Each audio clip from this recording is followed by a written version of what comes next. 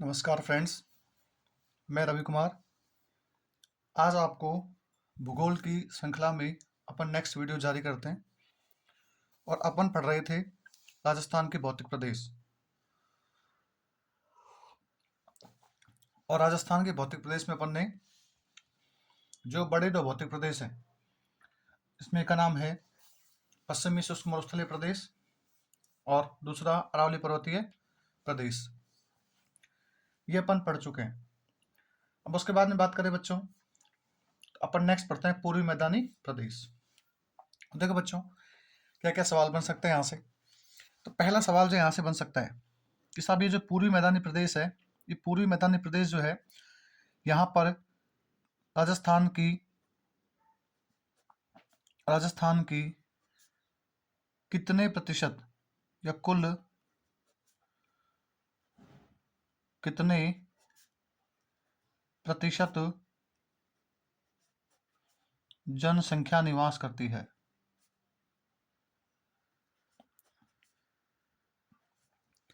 कितने प्रतिशत जनसंख्या निवास करती है। तो बच्चों ध्यान रखना, इस क्षेत्र में आपको मैं पीछे लिखवा चुका हूं, 39% क्या करती है जनसंख्या निवास। कितने करते हैं बच्चों? 39%। अब बात करें कि राजस्थान के कितने भाग पर फैला हुआ है, तो यदि बात करूं मैं इसका क्षेत्रफल, क्या बात करूं बच्चों? क्षेत्रफल। इसका क्षेत्रफल जो है वो राजस्थान के 23% भाग पर है। कितने परसेंट भाग पर बच्चों? 23% पे। अब आप एक बात देखोगे कि 23% तो क्षेत्रफल है, जनसंख्या है 39%।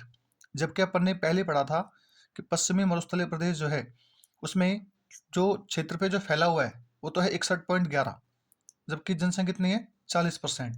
और यहाँ क्षेत्रफल क्या है? 23%। इसका मतलब क्षेत्रफल तो कम है, जनसंख्या ज्यादा है। इसका मतलब मैं ये कह सकता हूँ कि राजस्थान का यह राजस्थान का सर्वाधिक जनघनत्व यह राजस्थान का सर्वाधिक जनघनत्व वाला भौतिक प्रदेश है। भौतिक प्रदेश है।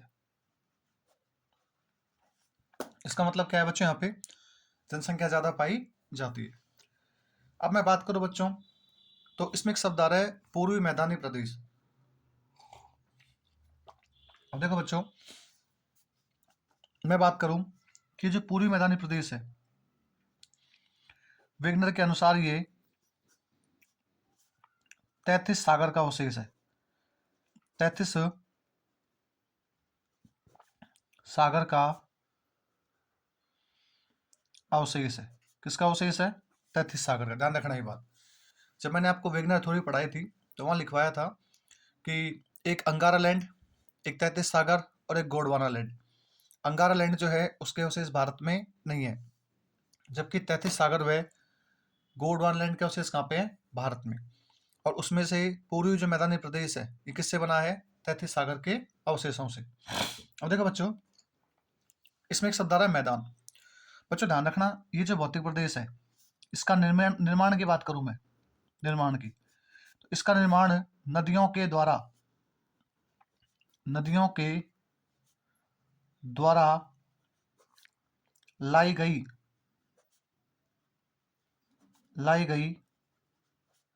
जलोढ़ मृदा से हुआ है। नदियों के द्वारा लाई गई जलोढ़ मृदा से हुआ। अब आपको सर कैसे हुआ है तो आपको समझाते हैं। देखो देखो बच्चों, ये इस प्रकार से हमारा 33 सागर था।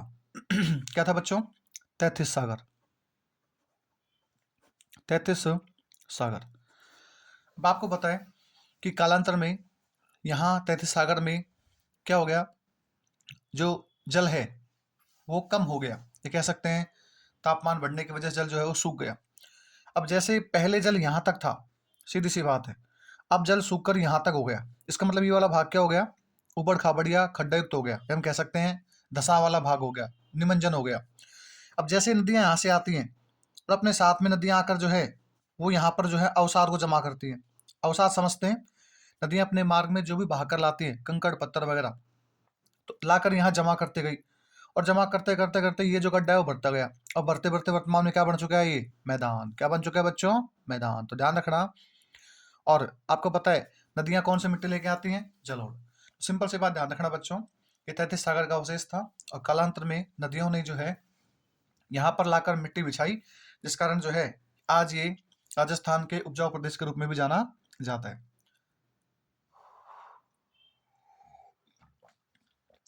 देखो बच्चों, यदि मैं बात करूं,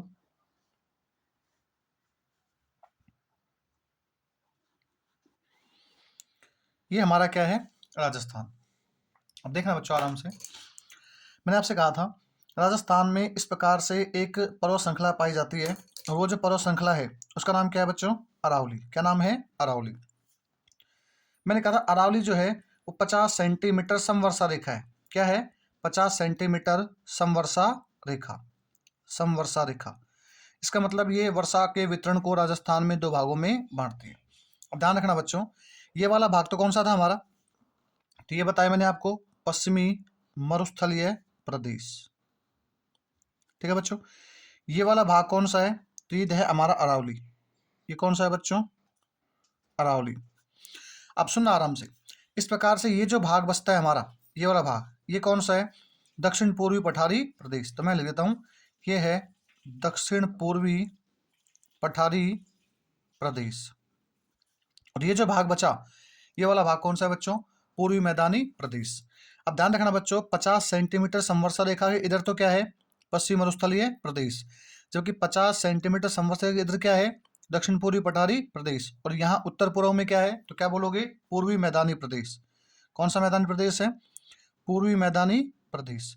अब ध्यान रखना बच्चों, ये जो पूर्वी मैदानी प्रदेश है, ये 75 सेंटीमीटर, कितने बच्चों, 75 सेंटीमीटर, कितने बच्चों, 75 सेंटीमीटर समवर्षा रेखा वाला क्षेत्र है। समवर्षा रेखा वाला क्षेत्र है। ध्यान रखना बच्चों, 75 सेंटीमीटर समवर्षा रेखा वाला क्षेत्र कौन सा है, तो क्या बोलोगे, पूर्वी मैदानी प्रदेश।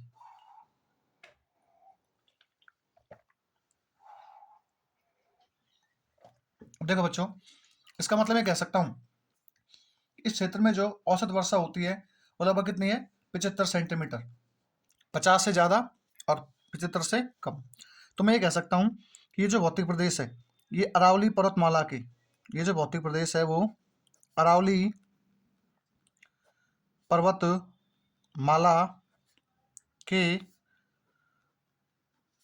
पूर्वी भाग में स्थित है। अरावली पर्वतमाला के पूर्वी भाग में स्थित है। और ध्यान रखना बच्चों, ये 50 सेंटीमीटर समवर्षा रेखा, 50 सेंटीमीटर समवर्षा रेखा, ये वाली अरावली इसको बोलते हैं, द्वारा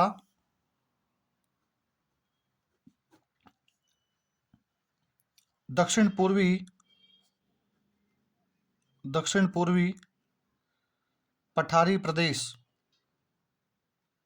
ये वाला जो भाग है, से अलग होता है, से अलग होता है। बच्चों ध्यान रखना, ये वाला क्षेत्र तो 75 से ऊपर चला गया, ये 50 का क्षेत्र है, ये 50 से कम का क्षेत्र है। तो ये जो है दक्षिण पूर्वी पठारी प्रदेश से, तो कह सकते हैं अरावली से 50 सेंटीमीटर समवर्षा रेखा, तो क्या होता है, अलग हो जाता है। अब देखो बच्चों, एक बात और समझाना चाहूंगा आपको, ये जो मैदान है पूर्वी मैदानी प्रदेश, इसके कुछ उपनाम हैं। तो मैं बात करूं, आपको पता है यहाँ पर नदियां बहती हैं तो वर्ष भर क्या होती है, जलोढ़ मृदा है, मैदान है, उपजाऊ क्षेत्र है। इस कारण इस क्षेत्र को खाद्यान्न का कटोरा कहते हैं। क्या बोलते हैं बच्चों, इस क्षेत्र को खाद्यान्न का कटोरा कहते हैं, खाद्यान्न का कटोरा कहते हैं। ये बात ध्यान रखना बच्चों, खाद्यान्न का कटोरा किस भौतिक प्रदेश को बोलते हैं, तो क्या बोलोगे, पूर्वी मैदानी प्रदेश को। अब बात करें बच्चों इसके निर्माण की, इसका निर्माण किस काल में हुआ था, तो बच्चों इसका जो निर्माण है पूर्वी मैदानी प्रदेश का, वो यह ध्यान रखना, चतुर्थक, आपने कल्प सुने होंगे, चतुर्थक कल्प, जैसे आर्द्र महाकल्प, फिर हम कह सकते हैं पुराजीवी या पैलेजोइक महाकल्प, फिर मध्यजीवी महाकल्प, और फिर आता है नवजीवी महाकल्प। तो ऐसे ही चतुर्थ कल्प के प्लिस्टोसीन, चतुर्थ कल्प के प्लिस्टोसीन युग में नदियों द्वारा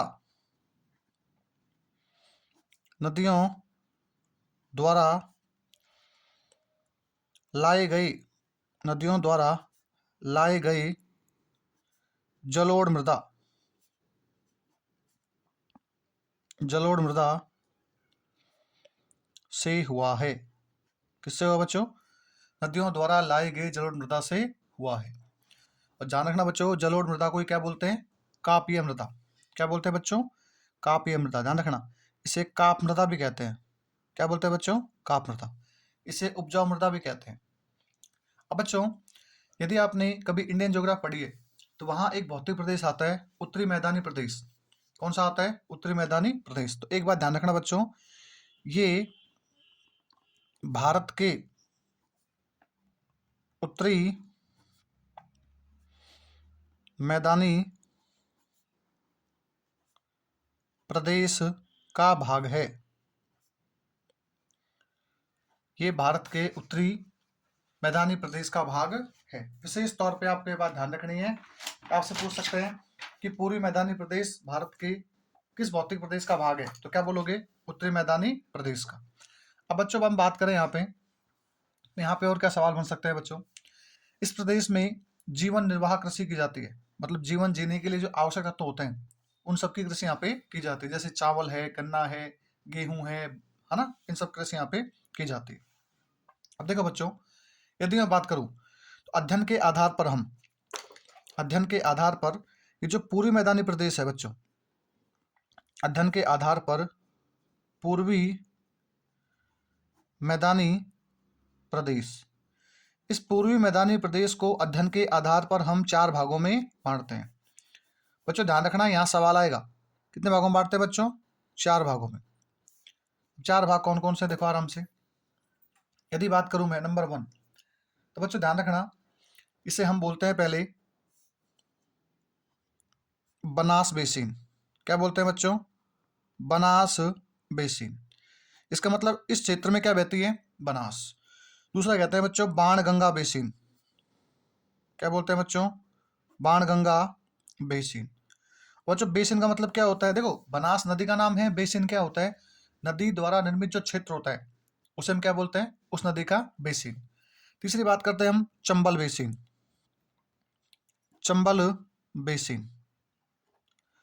और चौथी हम बात करते हैं माही बेसिन। क्या बात करते हैं बच्चों? माही बेसिन। पहला सवाल तो यहीं से बनता है आपका, निम्न में से कौन सा पूर्वी मैदानी प्रदेश का भाग नहीं है? तो बच्चों याद रखना, वह ऑप्शन आता है Banas basin, Banganga basin, Chambal basin और लूणी बेसिन। तो बच्चों याद करो, जब मैंने आपको पश्चिमी मरुस्थलीय प्रदेश पढ़ाया था तो वहां अपन ने पश्चिमी मरुस्थलीय प्रदेश के 2 भाग किए, एक शुष्क प्रदेश और एक अर्धशुष्क प्रदेश। उसमें से भी अर्ध शुष्क प्रदेश को अपन ने 4 भागों में बांटा। एक कौन सा था? घग्गर का मैदान। दूसरा शेखावाटी अंतःप्रवाही क्षेत्र। तीसरा हमने बात की थी नागौरी उच्च भूमि। और चौथी कौन सी बात की थी हमने? तो लूनी बेसिन या गोडवार प्रदेश। तो इस प्रकार से बच्चों अपन ने इस क्षेत्र को 4 भागों में बांटा है, Banas basin, Banganga basin, Chambal basin और माही बेसिन। इनमें से 101% एक सवाल आता है, ध्यान रखना, स्टार लगा लेना इसको, कि पूर्वी मैदानी प्रदेश में किन किन नदियों का भाव क्षेत्र शामिल है। तो आपको 4 नाम याद करने हैं, बनास, बाणगंगा, चंबल और माही। अब बच्चों नेक्स्ट बात करते हैं अपन। अब देखो, अब यदि हम बात करें और क्या क्या फैक्ट बन सकते हैं यहाँ से। अब देखो बच्चों, यदि बात करूं मैं कि पूर्वी मैदानी प्रदेश जो है इसमें कौन कौन से जिले आते हैं, पूर्वी मैदानी प्रदेश में स्थित जिले।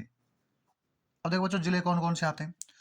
तो बच्चों जिलों की बात करूं मैं तो इसके अंदर सबसे पहले आता है हमारा अलवर क्षेत्र। कौन सा आता है बच्चों? अलवर वाला क्षेत्र। उसके बाद आता है बच्चों कोटपुतली बहरोड का क्षेत्र। कौन सा आता है बच्चों? कोटपुतली बहरोड का क्षेत्र।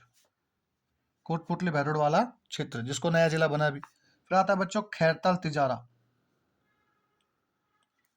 आता है बच्चों खैरतल तिजारा वाला भाग। फिर बात करूं बच्चों मैं तो आता है डीग वाला हिस्सा। कौन सा आता है बच्चों? डीग वाला हिस्सा। फिर यदि बात करूं बच्चों में, तो एक आता है भरतपुर का क्षेत्र। किसका आता है बच्चों? भरतपुर का क्षेत्र। एक आता है बच्चों जयपुर का क्षेत्र, साथ में ही जयपुर ग्रामीण का क्षेत्र, जयपुर ग्रामीण का क्षेत्र। और बात करूं बच्चों में, तो जो नया जिला बना है दूदू, वो आता है। साथ में दौसा आता है। कौन सा आता है बच्चों? दौसा। उसके साथ में इसमें कुछ हिस्सा टोंक का भी आता है, कुछ हिस्सा बच्चों इसमें धौलपुर का भी आता है, कुछ इसमें बच्चों करौली का भी आता है, कुछ इसमें बच्चों नया जिला बना है गंगापुर सिटी, गंगापुर सिटी। फिर बात करो बच्चों, इसमें एक आता है सवाई माधोपुर, सवाई माधोपुर। फिर आता है बच्चों इसमें नेक्स्ट शाहपुरा, शाहपुरा जो कि भीलवाड़ा से अलग हुआ है। फिर आता है बच्चों इसमें भीलवाड़ा का हिस्सा, भीलवाड़ा का भाग। फिर इसमें आता है बच्चों चित्तौड़गढ़। फिर बात है आपको उदयपुर से अलग कौन सा हुआ है? सलूम्बर। कौन सा हुआ बच्चों? सलूम्बर। फिर इसमें जो माही वाला क्षेत्र है, प्रतापगढ़, बांसवाड़ा, एक आता है बच्चों डूंगरपुर। कौन सा आता है बच्चों? डूंगरपुर। इसका मतलब ये सब क्षेत्र किसमें आते हैं बच्चों? ध्यान रखना, ये सब क्षेत्र आते हैं किसमें? पूर्वी मैदानी प्रदेश में। यदि हम काउंट करें 1 2 3 4 5 6 7 8 9 10 11 12 13 14 15 16 17 18 19 20 21, इसका मतलब इसमें कुल कितने जिले आते हैं? 21 जिले। कुल 21 जिले शामिल हैं। कितने हैं बच्चों? 21 जिले। याद रखना ये बात। अब यदि बात करूं बच्चों में यहाँ की जलवायु, कि यहाँ पर जलवायु कैसी है, तो आपको पता है उपजाऊ क्षेत्र है, नदियां बहती हैं, इसका मतलब मौसम कैसा रहता है यहाँ पे? आर्द्र। जलवायु कैसे बच्चों? आर्द्र। मतलब यहाँ शुष्क वाला कोई कंसेप्ट नहीं है। यदि बात करो बच्चों यहाँ पे फसल क्या क्या होती है, तो बच्चों फसल की बात करूँ तो मुख्यतः इस क्षेत्र के अंदर जो है बनास बेसिन में गेहूं पैदा होता है। क्या होता है बच्चों? गेहूं। साथ में यहाँ पर जौ पैदा होता है, साथ में यहाँ पर गन्ना पैदा होता है, और यहाँ पर हम कह सकते हैं चना पैदा होता है। ये मुख्य फसलें यहाँ पे। साथ में यहाँ चावल पैदा होता है। अब देखो बच्चों, यदि बात करूं मैं कि यहाँ पर जो औसत वर्षा है, यहाँ पर जो है बच्चों औसत वर्षा कितनी होती है? तो बच्चों 50 सेंटीमीटर से लेके लगभग 80 सेंटीमीटर के आसपास क्या होते हैं यहाँ पे? वर्षा होती है। अब देखो बच्चों, यदि मैं और इसको डिफाइन करना चाहूँ तो यहाँ और क्या क्या विशेषताएं मिलती है बच्चों, तो आपको एक बात पता है कि ये क्षेत्र क्या है? अरावली पर्वतमाला के पूर्वी भाग में स्थित है। कहाँ पे है बच्चों? अरावली पर्वतमाला के पूर्वी भाग में स्थित है। अब देखो बच्चों, अपन एक एक करके विस्तार से पढ़ेंगे।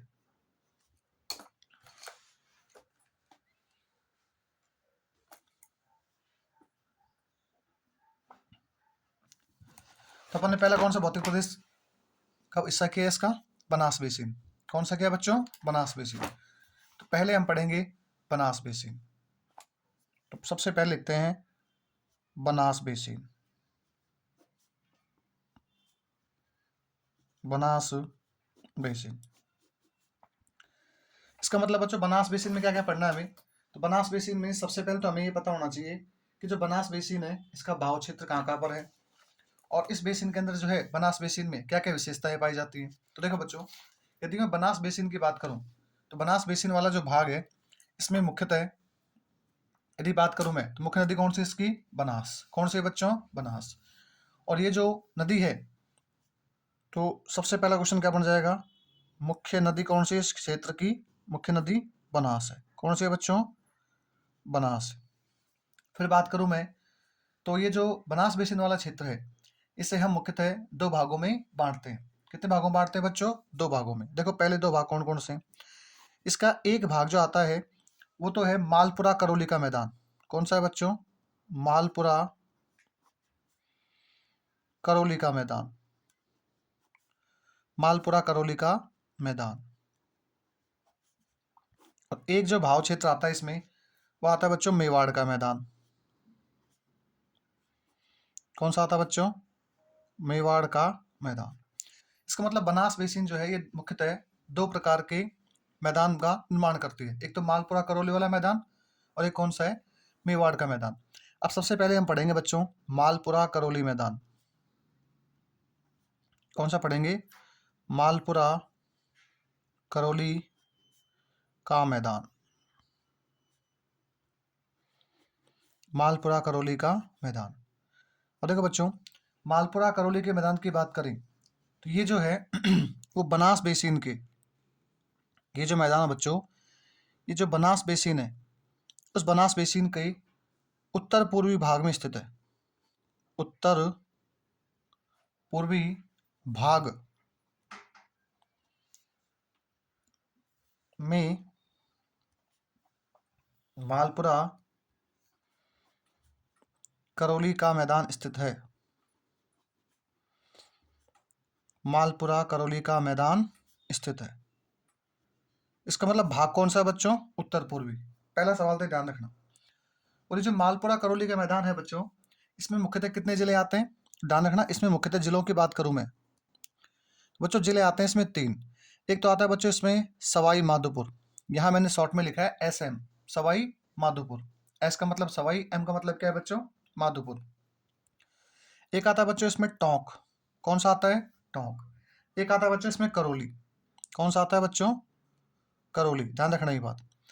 अब यदि बात करूं मैं, 3 जिले आते हैं इसमें, सवाई माधोपुर, टोंक और करौली। अब आपको एक बात पता है, बनास जो नदी है ये सर्वाधिक उपजाऊ मृदा लेकर आती है। क्या आती है बच्चों? सर्वाधिक उपजाऊ मृदा लेकर आती है। और इसका जो भाव क्षेत्र है बनास का, उस बनास के भाव क्षेत्र के अंदर बात करूं मैं तो जो ऊंचे टीले होते हैं उसे हम बोलते हैं पिडमेंट का मैदान। क्या बोलते हैं बच्चों? पिडमेंट का मैदान। तो एक बात ध्यान रखना बच्चों कि जो बनास बेसिन है, कौन सी है बच्चों? बनास बेसिन। इस बनास बेसिन में स्थित टीले नुमा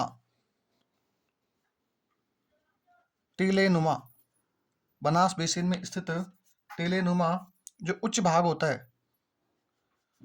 टीले नुमा उच्च भाग को पिडमेंट क्या मिलेगा आपको? पिडमांट का मैदान भी कहते हैं।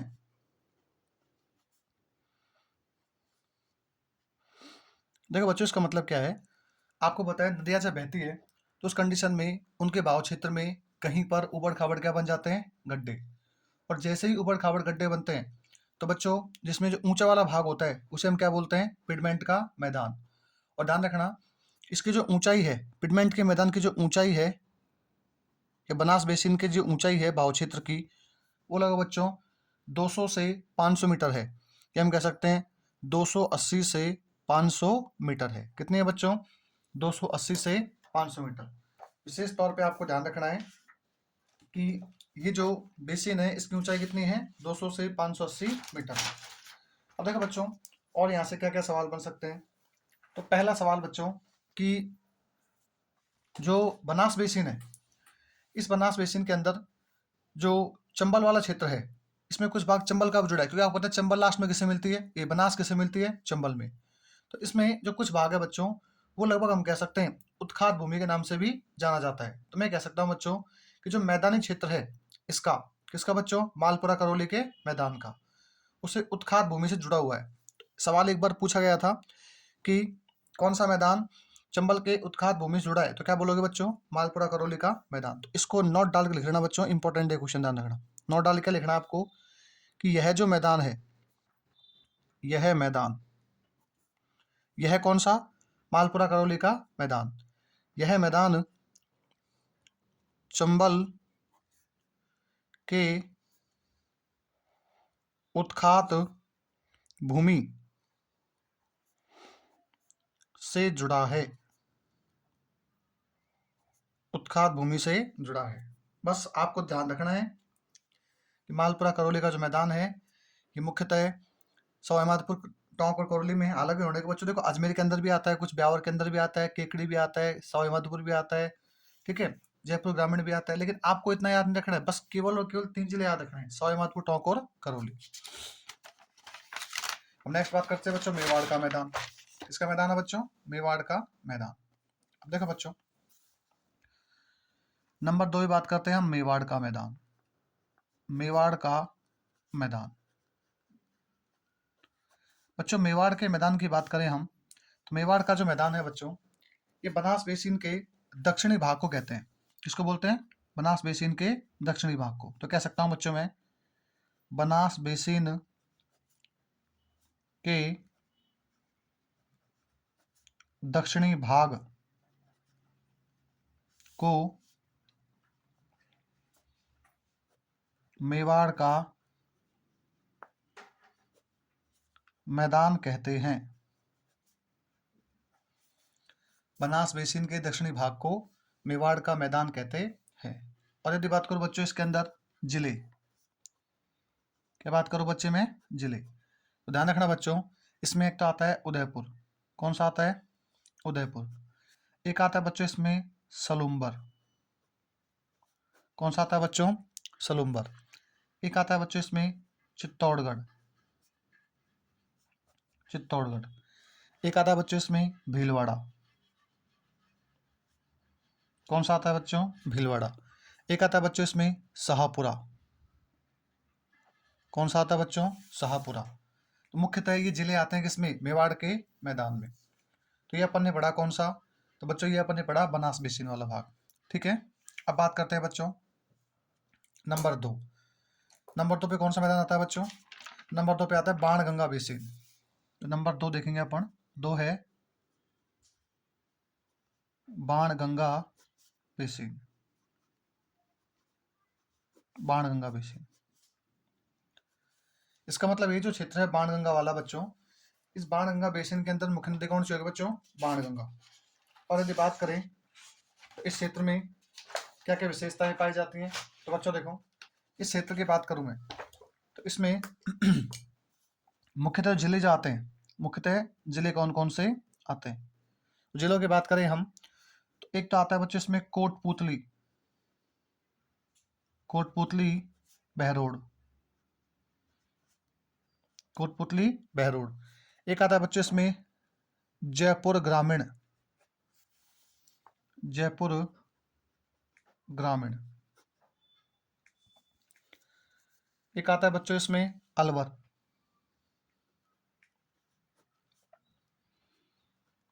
नेक्स्ट आता है बच्चों दौसा। और फिर आता है भरतपुर। फिर क्या आता है? भरतपुर। इसका मतलब क्या है बच्चों? इसमें कोटपुतली बहरोड, जयपुर ग्रामीण, अलवर, दौसा और भरतपुर का क्षेत्र शामिल है। किसमें शामिल है बच्चों? तो ध्यान रखना बाणगंगा बेसिन में। अब यदि बात करूं मैं बाणगंगा बेसिन की तो बच्चों ध्यान रखना ये जो बेसिन है इसमें सर्वाधिक उपजाऊ जलोढ़ मृदा पाई जाती है।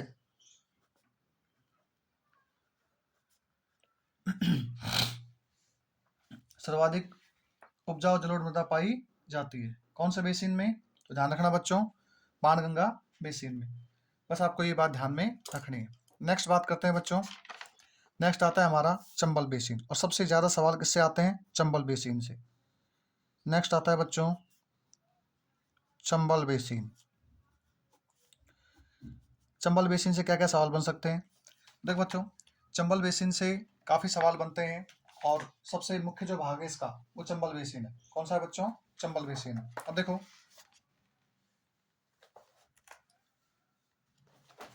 क्या क्या सवाल बन सकते चंबल बेसिन से। तो पहली बात तो चंबल जो बेसिन है बच्चों, इस चंबल बेसिन को हम उत्खात स्थलाकृति के नाम से भी जानते हैं। किस नाम जानते हैं बच्चों?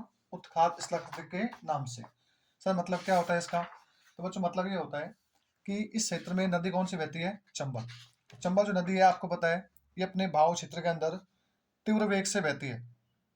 जैसे ही तीव्र वेग से बहती है तो ये ऊबड़ खाबड़ मैदान का निर्माण करती है, जिसे हम डांग या उत्खात क्षेत्र के नाम से भी जानते हैं। सबसे पहला सवाल, इसमें जिले कौन कौन से आएंगे? जिले बच्चों, यदि मैं जिलों की बात करूं तो इसमें कोटा, कोटा के बाद में बूंदी, बूंदी के बाद में सवाई माधोपुर, कोटा, बूंदी, सवाई माधोपुर, करौली,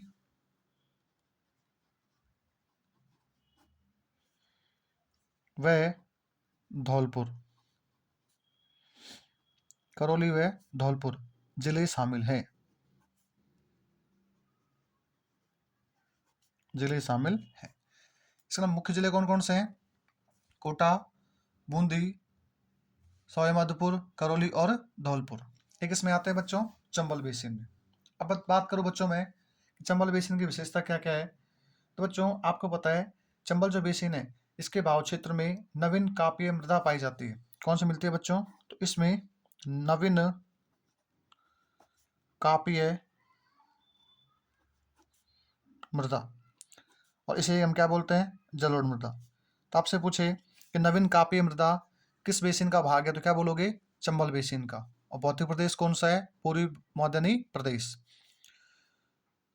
नवीन कापीय मृदा पाई जाती है, नवीन कापीय मृदा पाई जाती है। अब देखो बच्चों, सबसे इंपॉर्टेंट जो क्वेश्चन है वो आपको ध्यान रखना है।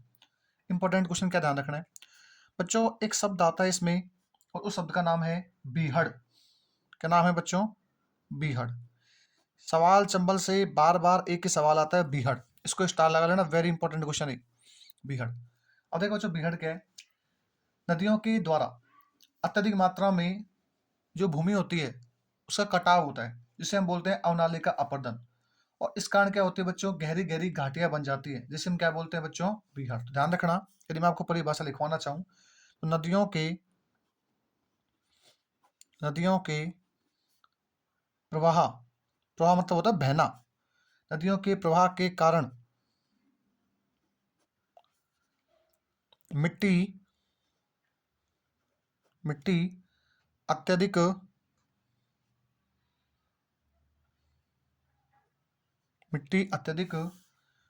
कटाव, और कटाव को ही क्या बोलते हैं बच्चों? अवनालिका अपर्दन। अवनालिका अपर्दन। बच्चों तो ये सब ध्यान रखना। सवाल पूछेंगे वह कौन सी नदी है राजस्थान में जो सर्वाधिक अवनालिका अपर्दन के लिए प्रसिद्ध है, तो क्या बोलोगे? बीहड़। अवनालिका अपर्दन हो जाता है, अवनालिका अपर्दन हो जाता है, जिससे जिससे गहरी गहरी घाटियों का निर्माण होता है, जिससे गहरी गहरी घाटियों क्या होता है बच्चों? निर्माण।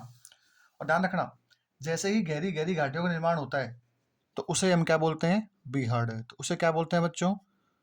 उसे बीहड़ कहते हैं। उसे हम क्या बोलते हैं बच्चों? बीहड़। सबसे इंपॉर्टेंट बात ध्यान रखना, क्वेश्चन पूछेंगे बीहड़ के लिए प्रसिद्ध नदी कौन सी है, ध्यान रखना चंबल। ये सवाल सीधा ध्यान रखना आपको, बीहड़ के लिए प्रसिद्ध नदी कौन सी है, तो क्या बोलोगे बच्चों? चंबल। विशेष तौर पे क्वेश्चन ध्यान रखना आपको।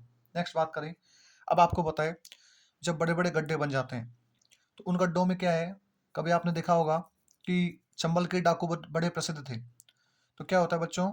डाकू लूटपाट करते हैं और उन बीहड़ों में छुप जाते हैं, और ये बीहड़ों काफी किलोमीटर तक फैले हैं। इसका ध्यान रखना, ये जो बीहड़ है, ये जो बीहड़ है, बीहड़ को डाकुओं की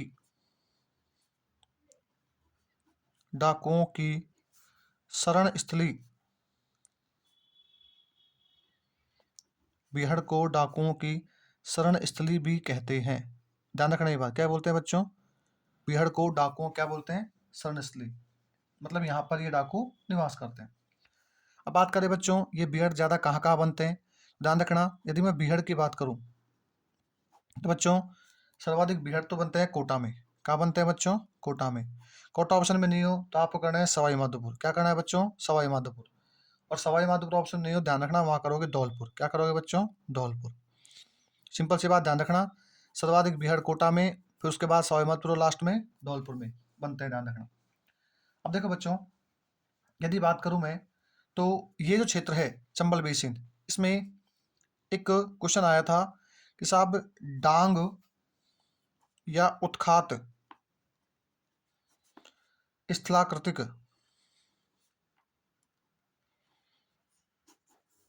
डांग या उत्खात स्थलाकृतिक कौन सी नदी बनाती है? तो क्या बोलोगे बच्चों? चंबल। क्या बोलोगे? चंबल। ध्यान रखना बच्चों, इसका मतलब होता है कि चंबल जो नदी है उसके आसपास के क्षेत्र में ऊंची नीची जो क्षेत्र होते हैं, वो ऐसा भाग जो कृषि अयोग्य है, मतलब जहाँ कृषि नहीं कर सकता। जैसे मैं आपको समझाना चाहूँ बच्चों, तो आपको बताइए, ये नदी बहती है चंबल। ये नदी कौन सी बहती है? चंबल। अब आपको बताइए, इसके मैदान में कहीं तो बहुत भयंकर गड्ढे होंगे, कहीं एकदम ऊंचा टीला होगा, फिर कहीं गड्ढे होंगे, फिर ऊंचा टीला होगा। ऐसे करके अब आपको पता है भूमि में कृषि वहां होती है, या कृषि के साधन वहां तक पहुंच सकते हैं जहां भूमि क्या हो? समतल। अब आप खुद सोचो, यदि आपके खेत हैं और खेत में 10 मीटर गहरा गड्ढा है, तो उसमें आप किस प्रकार से बीज डालोगे? कहाँ वहाँ कृषि यंत्र पहुंचेंगे? कहाँ ट्रैक्टर पहुंचेगा? इसका मतलब ऐसा भाग जो कि कृषि अयोग्य है, जहाँ कृषि नहीं की जा सकती, उसे हम क्या बोलते हैं? डांग क्षेत्र। तो ध्यान रखना, ये डांग क्षेत्र किस में आता है? चंबल बेसिन में। किस में आता है बच्चों? चंबल बेसिन में। और ध्यान रखना, इसका मतलब क्या होता है? कृषि अयोग्य भूमि, कृषि अयोग्य भूमि। सिंपल सी बात, ध्यान रखना, कृषि अयोग्य भूमि क्या कहलाती है? डांग। और ध्यान रखना, सर्वाधिक डांग जो है बच्चों, वो करौली में।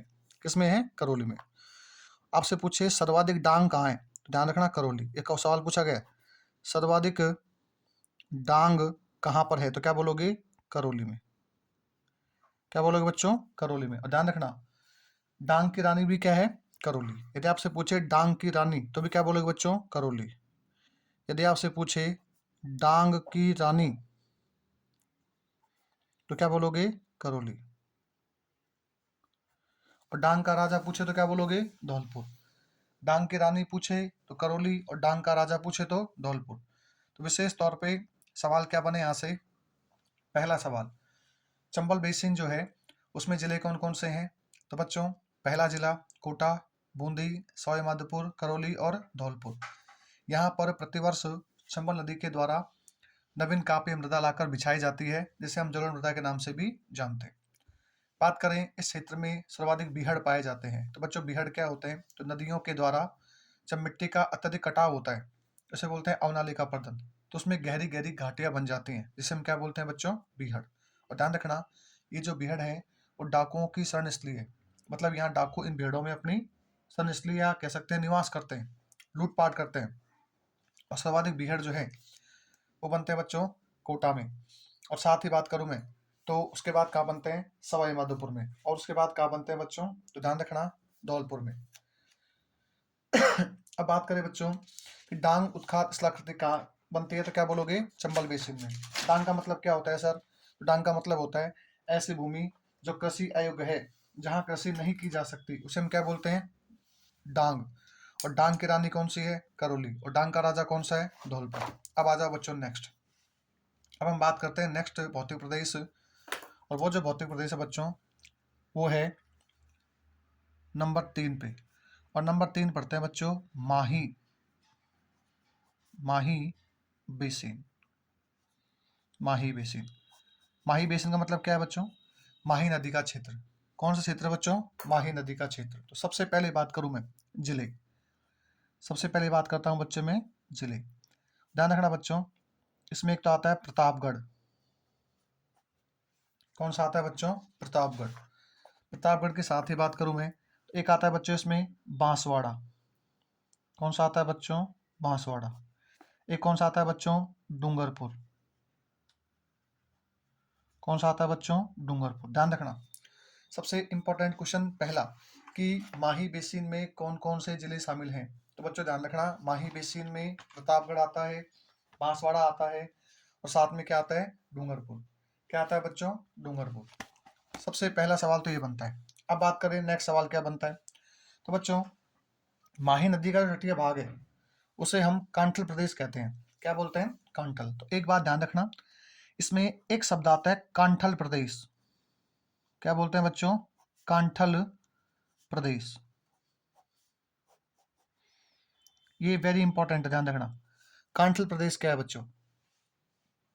देखो बच्चों, कांठल जो प्रदेश होता है, इसका मतलब होता है माही नदी जहां बहती है, तो आपको पता है उसका तटीय भाग जो होता है, किनारों का जो भाग है, उसे हम क्या बोलते हैं बच्चों? कांठल प्रदेश। तो सिंपल सी बात ध्यान रखना, माही नदी, माही नदी का तटीय भाग, तटीय भाग ही कांठल प्रदेश कहलाता है। कांठल प्रदेश कहलाता है। बच्चों ध्यान रखना, ये इंपॉर्टेंट क्वेश्चन है, आरएएस 2021 के प्रीलिम्स में आ चुका है, पटवारी के अंदर पूछा गया सवाल है, सेकंड ग्रेड में आ चुका है, तो ये सवाल काफी इंपॉर्टेंट है। अब सवाल क्या पूछेंगे बच्चों? आपसे पूछेंगे कांठल प्रदेश में कितने जिले आते हैं? तो बच्चों ध्यान रखना, इसमें जिले आते हैं 2। कितने आते हैं बच्चों? 2। और 2 जिले, एक तो है प्रतापगढ़ और एक है बांसवाड़ा।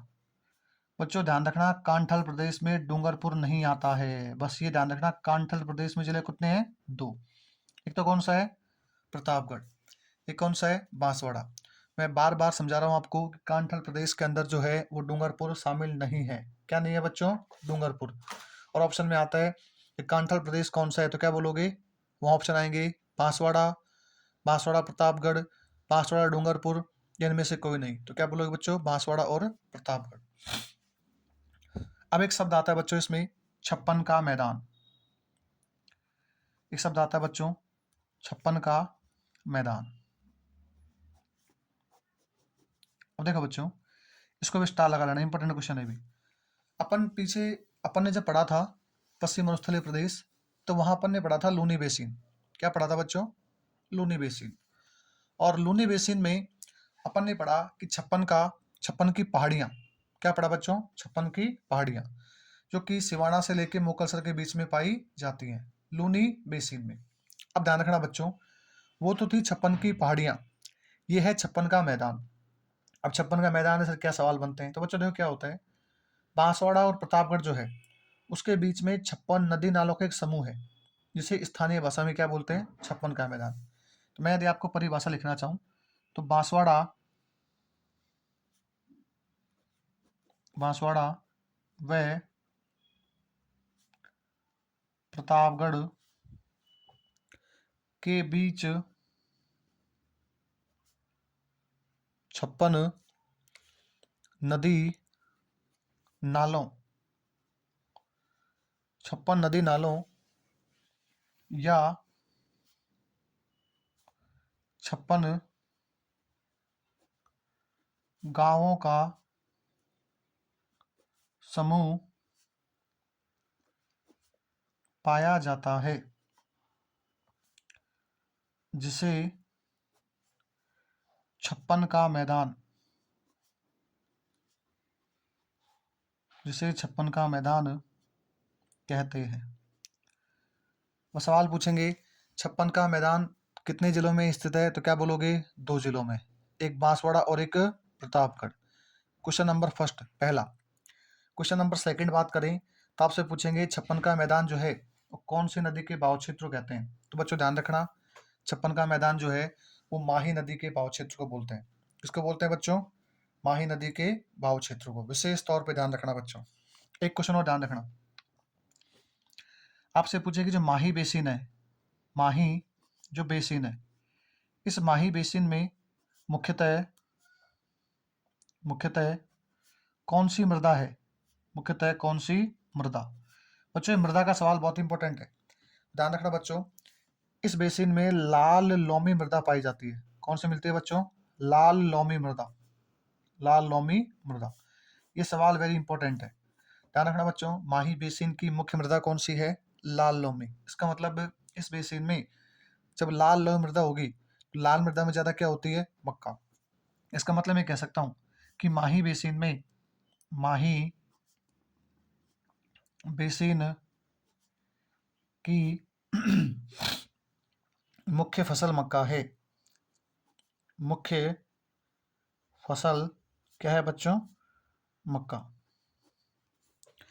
अब आप मुझे कमेंट में आंसर दोगे कि माही बेसिन में कौन सी जनजाति कौन सी प्रकार की कृषि करती है? कौन सी जनजाति कौन सी प्रकार की कृषि करती है? अब बच्चों नेक्स्ट जो टर्म्स आती है वो है बच्चों मेवल। कौन सी आती है बच्चों? मेवल। इसको भी ध्यान रखना इंपॉर्टेंट। बच्चों मेवल क्या है?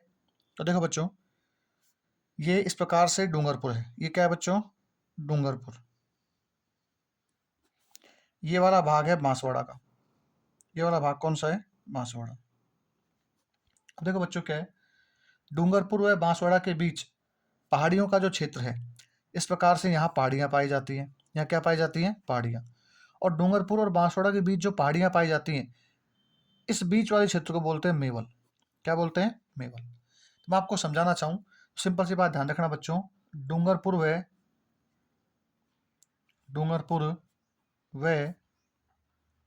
बांसवाड़ा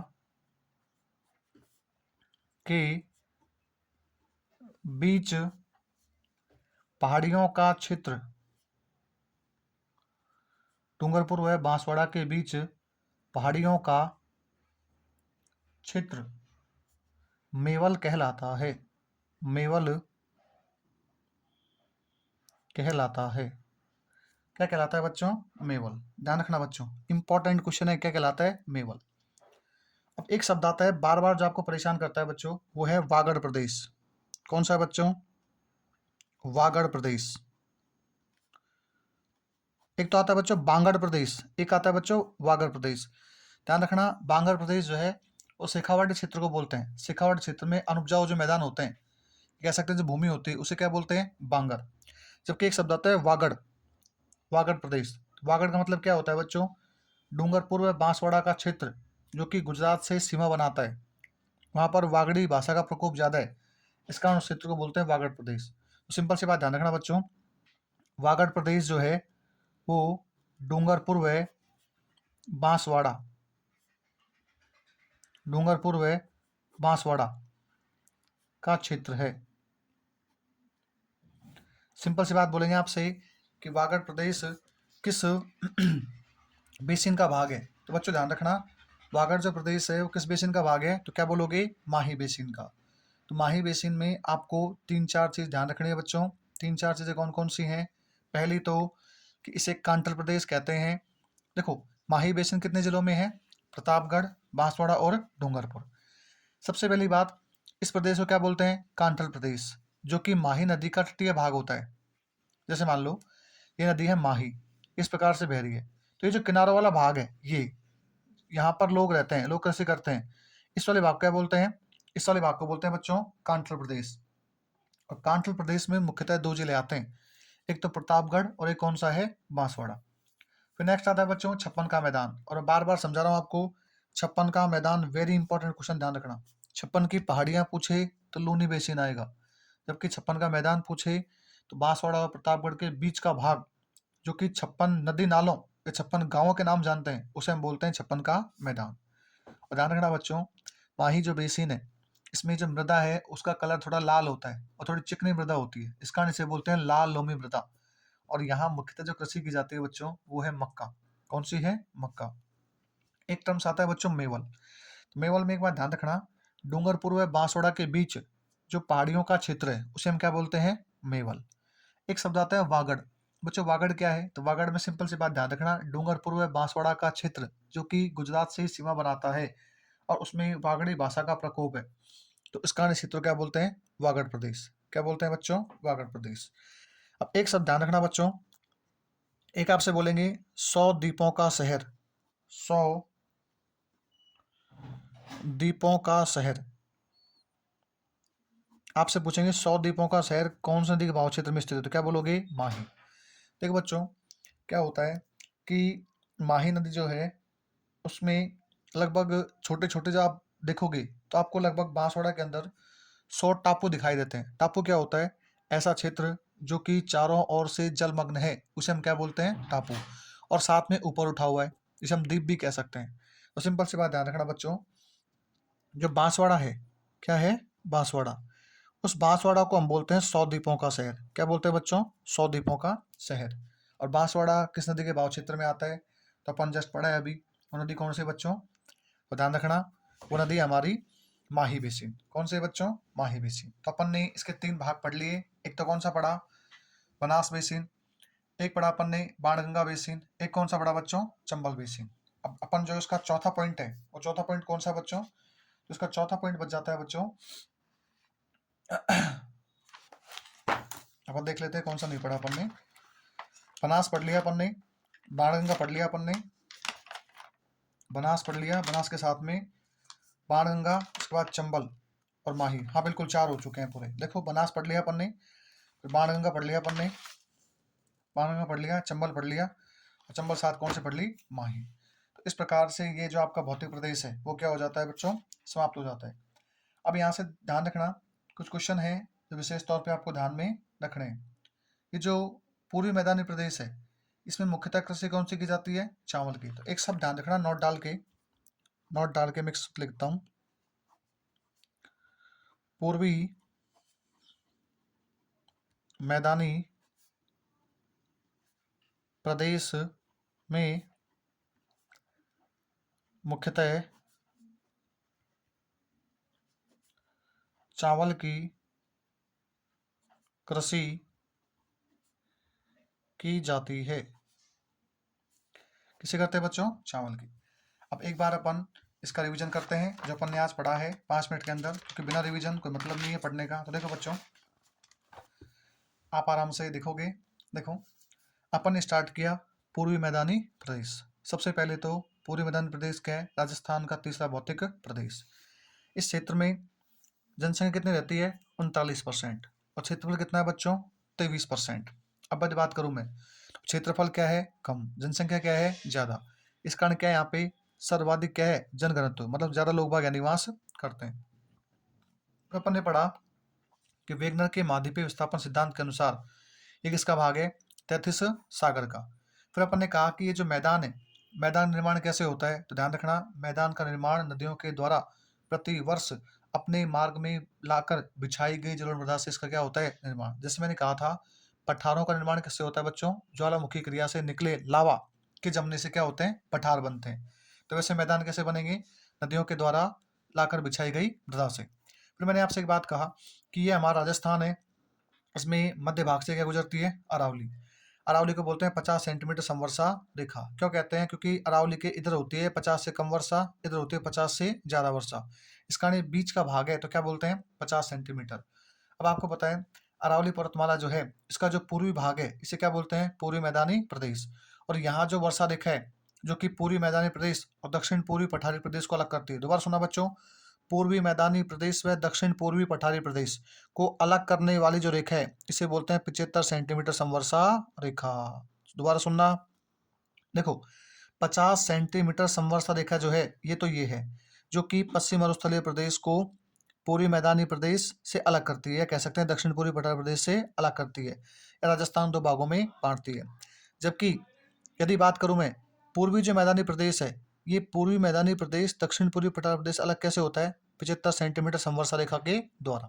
अब देखो बच्चों, मैं बात करूं, आपको बताया इस क्षेत्र में मृदा है, साथ में मृदा उपजाऊ है, नदियां बहती हैं। इस कारण क्या बोलते हैं? खाद्यान्न का कटोरा। मतलब यहाँ काफी मात्रा में जो खाद्यान्न वस्तुएं हैं वो पैदा होती हैं।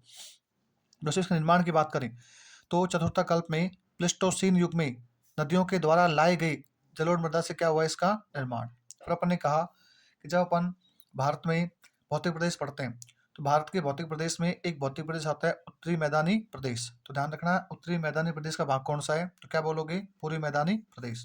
फिर अपन ने कहा कि जो पूर्वी मैदानी प्रदेश है, इसको अध्ययन के आधार पर 4 भागों में बांटते हैं। एक तो कौन सा है? बनास बेसिन। एक कौन सा है? बाणगंगा बेसिन। एक कौन सा है? चंबल बेसिन। और नेक्स्ट कौन सा है? माही बेसिन। अब यदि बात करें बच्चों, हम एक एक को विस्तार से पढ़ते हैं।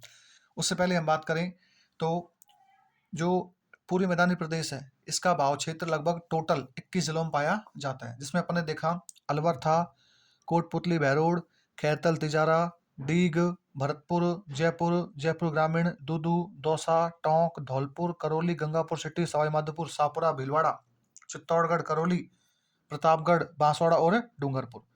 साथ में बात करें बच्चों, यहाँ वर्ष पर नदियां बहती हैं। इसका जलवायु कैसी है? आर्द्र। फसल कौन सी होती है बच्चों? गेहूं, जौ, गन्ना, चना और चावल। वर्षा की बात करें, वर्षा होती है इसमें 50 सेंटीमीटर से 80 सेंटीमीटर। अपन एक एक भौतिक प्रदेश को पढ़ेंगे। तो बच्चों पहला कौन सा है? बनास बेसिन। बनास बेसिन में मुख्य नदी कौन सी है? बनास। अब बनास बेसिन को अध्ययन के आधार पर दो भागों में बांटते हैं। एक तो कौन सा है? मालपुरा करौली का मैदान, और एक कौन सा है? मेवाड़ का मैदान। मालपुरा करौली का जो मैदान है बच्चों, ये बनास बेसिन के उत्तर पूर्वी भाग में पाया जाता है और मुख्यतः ये 3 जिलों में फैला है, एक सवाई माधोपुर, टोंक और करौली। फिर मैंने कहा कि जो बनास बेसिन है, इसमें जो टीले नुमा आकृति पाई जाती है या जो ऊंचा उठा हुआ भाग है, इसे हम बोलते हैं पिडमेंट या पिडमांट का मैदान। और ये जो ऊंचा उठा हुआ है, इसकी ऊंचाई लगभग 280 से 500 मीटर के बीच पाई जाती है। फिर मैंने कहा कि ये जो मैदान है, आपको बताया लास्ट में बनास किसे मिलती है? चंबल में। और जैसे ही मिलती है रामेश्वर नामक स्थान, जो कि कहाँ पड़ता है? सवाई माधोपुर में। तो ये जो चंबल का मैदान है, उसी से जुड़ा हुआ है कौन सा? मालपुरा करौली का मैदान। अब बच्चों नेक्स्ट बात करते हैं हम। नेक्स्ट देखो बच्चों क्या है, अब दूसरा पढ़ेंगे अपन मेवाड़ का मैदान।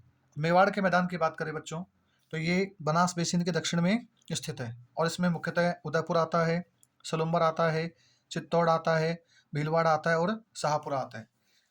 अब बात करें बच्चों दूसरा बाणगंगा बेसिन। तो बाणगंगा बेसिन के अंदर जो मुख्यतः पाए जाते हैं वो है बच्चों कोटपुतली, बहरोड, जयपुर ग्रामीण, अलवर, दौसा और भरतपुर।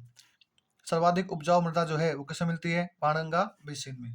अब सबसे इंपॉर्टेंट ध्यान रखना, चंबल बेसिन, सबसे important Chambal basin. Chambal basin की बात करें तो इसमें मुख्यतः कोटा, बूंदी, सवाई माधोपुर, करौली व धौलपुर जिले शामिल है। बच्चों ध्यान रखना, यहाँ पर नवीन काव्य मृदा पाई जाती है और ये जो क्षेत्र है, ये क्षेत्र बीहड़ के लिए प्रसिद्ध है। बीहड़ क्या होते हैं तो मैं आपको समझा चुका हूँ कि नदियों के प्रवाह के कारण मिट्टी अत्यधिक क्या हो जाती है?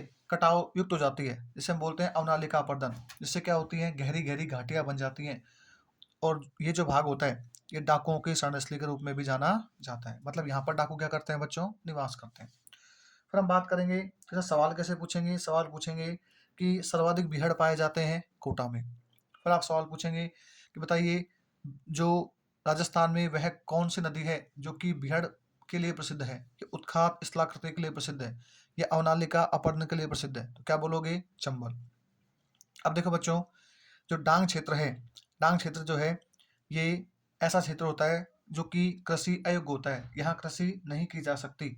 इस कारण डांग की रानी कौन सी है? करौली। जबकि डांग का राजा कौन सा है? भरतपुर, सॉरी धौलपुर। अब बच्चों नेक्स्ट बात करते हैं हम। अब नेक्स्ट आता है बच्चों माही बेसिन। अब माही बेसिन में क्या है बच्चों? सुनो आराम से देखो।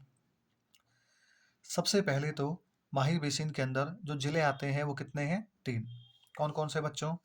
एक तो प्रतापगढ़, एक बांसवाड़ा और एक डूंगरपुर। ये भी इंपॉर्टेंट ध्यान रखना, माही बेसिन से सवाल काफी बार आते हैं। अब इसमें कुछ टर्म्स है, टर्म्स कौन कौन सी हैं? एक तो आता है कांठल प्रदेश। कौन सा आता है बच्चों? कांठल प्रदेश। माही नदी का तटीय भाग, तटीय मतलब होता है किनारे वाला भाग, तो माही नदी का तटीय भाग जिसे हम कांठल प्रदेश के नाम से भी जानते हैं। और कांठल प्रदेश में मुख्यतः 2 जिले आते हैं, एक तो प्रतापगढ़ और एक बांसवाड़ा। मैं फिर कह रहा हूँ बच्चों, इसमें डूंगरपुर शामिल नहीं है। ऑप्शन में आएगा डूंगरपुर, आपको डूंगरपुर हटाना है। क्या करना है? प्रतापगढ़ और बांसवाड़ा। फिर हम बात करें बच्चों, फिर आता है छप्पन का मैदान। कौन सा मैदान है? छप्पन का मैदान। और छप्पन का जो मैदान है ये फैला है बच्चों बांसवाड़ा व प्रतापगढ़ में। और बांसवाड़ा व प्रतापगढ़ के मध्य 56 नदी नालों का समूह पाया जाता है, जिसे छप्पन के मैदान के नाम से भी जानते हैं। और आपको पता है छप्पन का जो मैदान है इसमें मुख्यतः नदी कौन सी बहती है? माही। और यहाँ की मुख्य मृदा कौन सी है? लाल लोमी। और लाल लोमी जो मृदा है उसमें फसल होती है किसकी? मक्का की। और आपको एक बार पता है इस क्षेत्र में आदिवासी क्या करते हैं? कृषि करते हैं। अब हम बात करें, अब मैं आपको कमेंट में आप मुझे क्वेश्चन का आंसर दोगे कि राजस्थान की दूसरी सबसे ऊंची चोटी किस जिले में है? राजस्थान की दूसरी सबसे ऊंची चोटी किस जिले में है और चोटी का नाम क्या है? क्वेश्चन नंबर मेरा, उत्तरी अरावली की सबसे ऊंची चोटी कौन सी है? कौन सी है बच्चों? आप मुझे कमेंट में आंसर दोगे। और राजस्थान का सबसे ऊंचा पठार कौन सा है? 3 क्वेश्चनों के आंसर मुझे कमेंट में चाहिए। देखते हैं कितने आप वीडियो को देखकर इसे लाभ प्राप्त कर पाते हैं। अब देखो बच्चों, नेक्स्ट है माही बेसिन जो है मृदा कौन सी है? लाल लोमी। और इसमें फसल कौन सी है? मक्का। अब बात करते हैं बच्चों मेवल। तो मेवल क्या होता है? डूंगरपुर व बांसवाड़ा के मध्य का जो भाग है जिसमें पहाड़ियां पाई जाती हैं उसे क्या बोलते हैं? मेवल। अब एक आता है वागड़ प्रदेश। डूंगरपुर बांसवाड़ा का क्षेत्र क्या कहलाता है? वागड़ प्रदेश। एक आता है सौ द्वीपों का शहर, मतलब किसको बोलते हैं? बांसवाड़ा को। और ध्यान रखना, पूर्वी मैदानी प्रदेश की मुख्य फसल कौन सी है? चावल। तो बच्चों, ये अपनी पूर्वी मैदानी प्रदेश जो है वो क्या हो जाता है? समाप्त। नेक्स्ट वीडियो में अपन पढ़ेंगे दक्षिण पूर्वी पठारी प्रदेश। यदि आपको वीडियो अच्छा लगता है तो आप please like, share and comment कीजिए। Thank you, all the best guys.